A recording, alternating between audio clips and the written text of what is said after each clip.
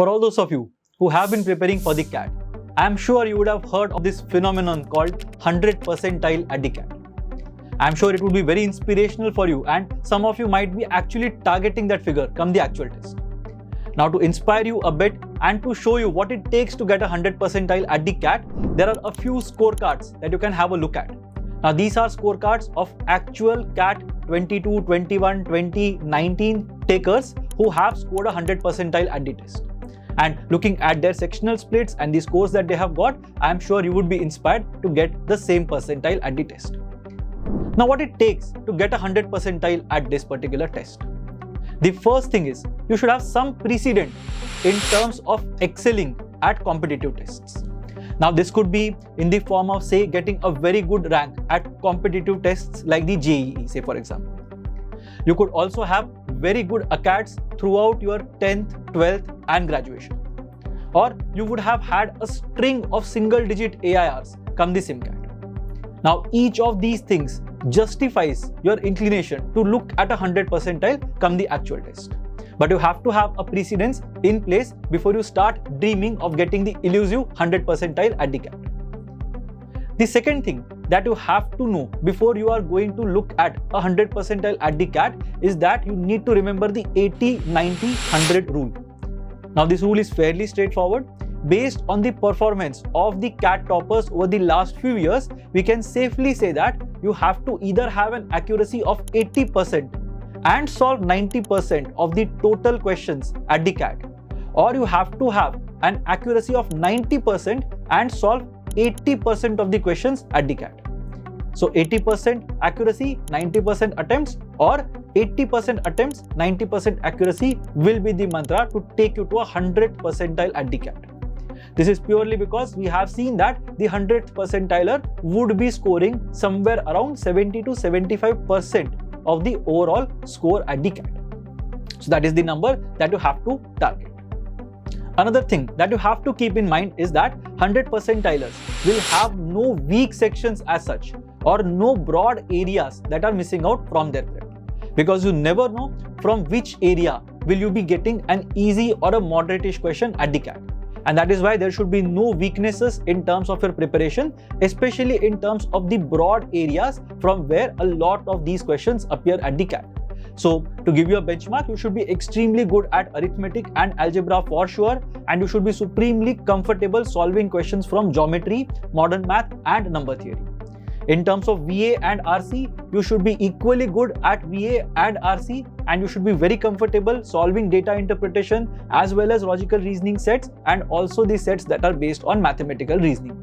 So you can't really have any weakness in terms of sections. If you are looking at it in terms of a percentile, you would have seen these scorecards at the beginning of this video. You would have seen that in most cases, the 100 percentilers will have at least a 99.8 percentile at their weakest section.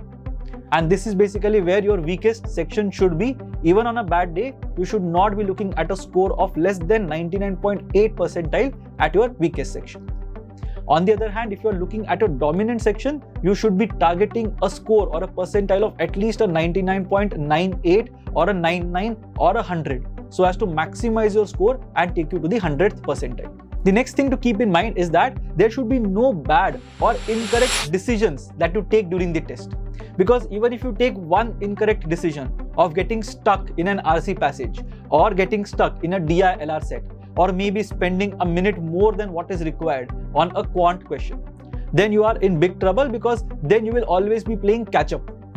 You need a couple of moments of brilliance during the test wherein you figure out the best way to solve a particular question, and you know it within your heart that you have done a job which would not have been done by most of the aspirants who would be taking the test.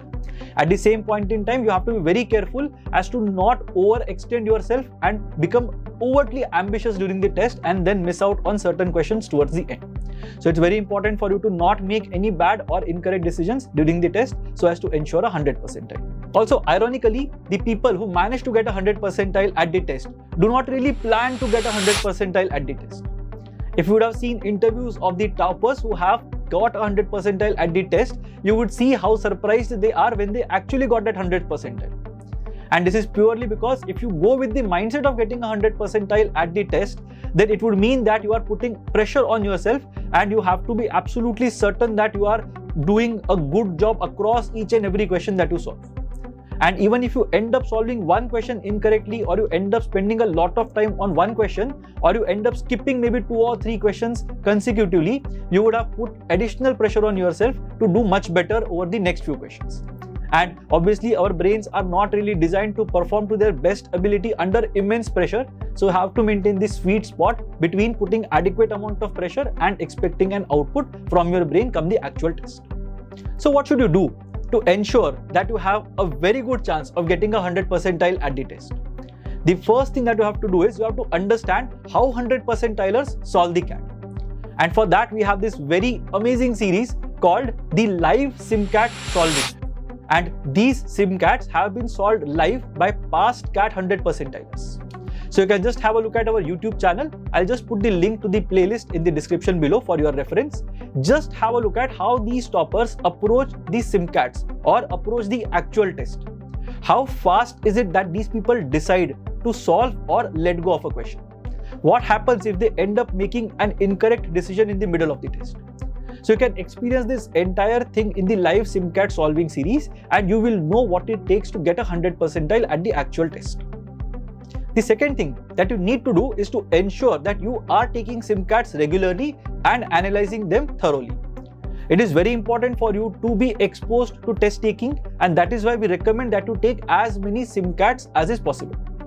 Now some of you will reach that particular level within say 4 or 5 Simcats. Some of you might take 15, 20, 25 or even 30 Simcats to reach at a particular level. Now you have to understand which is the strategy that works for you. As a rule of thumb, if you have scored a double-digit AIR at 5 Simcats, let's say for example, then you are in contention to get 100 percentile at the CAT. If you have experienced at least one single-digit All India rank at the Simcats, then you most probably have it in you to get 100 percentile on the day of the CAT as well. Now when you're analyzing these Simcats, you have to ensure that you are looking at each and every question with a topper's p-value of greater than 30. So whatever questions are categorized as either A or B in terms of IMS parlance, you have to ensure that you are solving each and every one of those questions using the best methods that have been used in the video as well. So that is basically how you have to go ahead and solve or analyze these questions at the Simcat. You also have to ensure that you are going through each and every question from the past CAT papers, especially starting from CAT 17 till CAT 22, so that you know what exactly was the score corresponding to a high 99 or 100 percentile, and what exactly were the questions that you needed to target to reach to that particular score. So it's almost mandatory that you look at each and every question from the past few years CAT papers, so that you know what to expect on the day of the CAT, what all are the minor traps that exist in each of these CAT papers, so that you are not caught unawares on the day of the test. During the test, you have to ensure that there is no idle time that is being spent wherein you are not even thinking about solving a particular question. So if you see yourself spending a lot of time on a particular question and you are not able to put it on a piece of paper, whatever you are thinking, you have to ensure that you let go of that question and come back to it in the second round. So in a lot of cases, if you are going with the assumption or if you are going with the intent of getting 100 percentile, your brain puts additional pressure on you and you have to ensure that you are solving each and every question. But as we saw earlier, even solving 80% of the test is good enough to get 100 percentile in most scenarios, and so you should not put an additional pressure on your brain while you are solving the test. Let go of a question if you feel that it is taking too much time, or if you are not able to replicate it on a piece of paper, whatever is going on in your mind. In continuation to the previous point, you also have to ensure that during the test you are not thinking of 100 percentile at all, and you are looking at just one question at a time. Whatever calls you are going to get at 100 percentile, most probably you are going to get the same set of calls even at a 99.8 percentile or a 99.9 percentile. So don't punish yourself during the test if you see yourself not being able to solve 1 or 2 questions. It's perfectly okay to not be able to solve a few questions. It's perfectly okay to not get 100 percentile at the test as well. You will have plenty of opportunities in your life to excel at your craft, and it need not be just that. So make sure that you're not putting additional pressure on yourself. This is not the last test that you're going to face in your life, and there is not a lot at stake even if you end up not getting 100 percentile in this test. So make sure that you are solving it one question at a time. You are making the right decisions which will enhance your chances of getting a call from the top few B schools in the country. If you manage to do just that, you are good to go, and on a good day, I am sure you are going to get 100 percentile as well if you do the right things in the correct manner. So to sum it up, you just have to stay calm on the day of the test. You have to keep on doing those things that have worked for you in the past and let fate take care of the remaining 0.1 percentile. Your talent is good enough to take you to a 99.9 percentile, but at the end, the remaining 0.1 percentile is something that you will get basis of the day that you have on the day of the test. So if you really deserve to get it, and if there is some amount of luck in your favor, you will most probably end up getting that 100 percentile. But even if it is not, it should not affect your career or your chances that you are going to get in the long run. So wish you all the best for the test, and I am sure that some of you who are watching this video will indeed end up getting that 100 percentile at the CAT. All the best again.